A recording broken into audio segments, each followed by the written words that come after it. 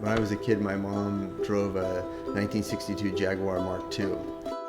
And, she had that car until I was, 7 years old. And I always had a great fondness for that car and remembered it because it was, it was just a really cool car. It had fold-down trays in the back that we used to make paper airplanes in. We could get them really flat, right?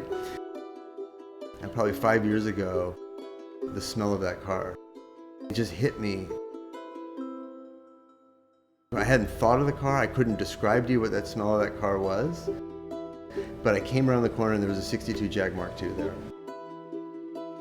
And it was just the smell of that car. Whether it was the hides, the carpet, and just the smell of the motor all together. And it was like, wow, that to me was so powerful. Way more powerful than if I had seen that car restored. Getting hit with that smell 50 years later, it was just as mighty.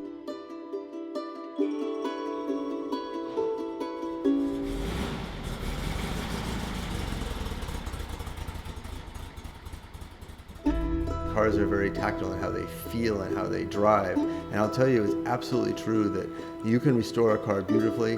They never, ever drive as well as when they've never been taken apart. Generally, I think the rule around vintage cars is to buy the best one you can find, right? And so, because you can never build them as efficiently or as, inexpensively as if you buy one that's done, if you're going to buy a done car. But I like to find packages that are together in a complete way. I want them to look kind of as they did at the time. My name is Matt Jacobson, and today we drove my 1964 Type 34 Ghia.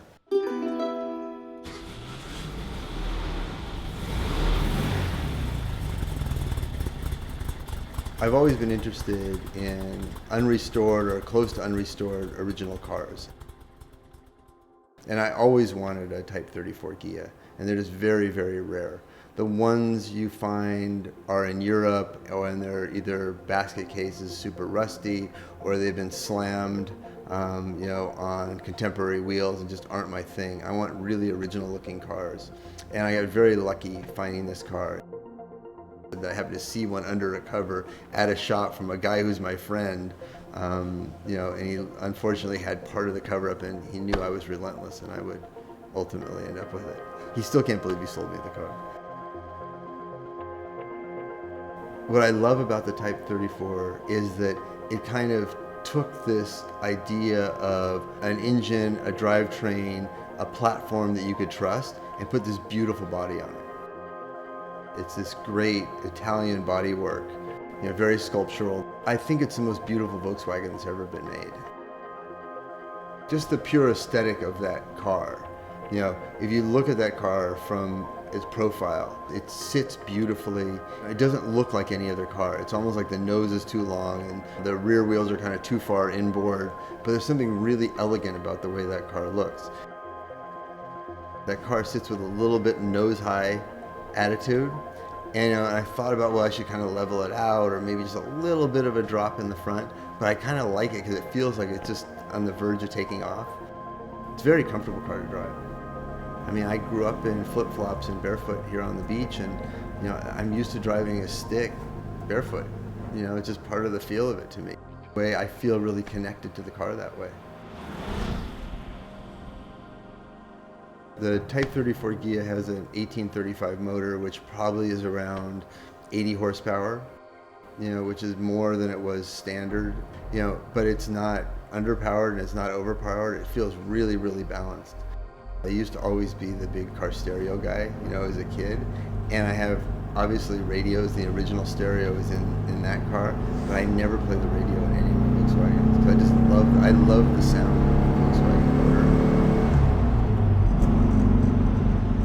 motor. It's just part of the whole experience to me.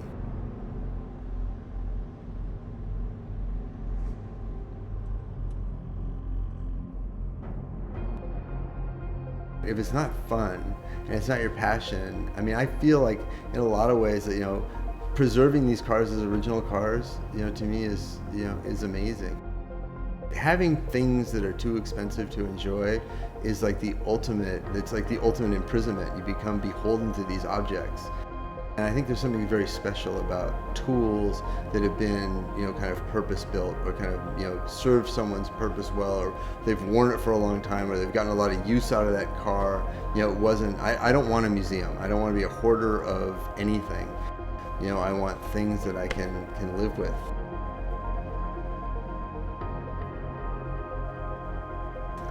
Nothing's too precious.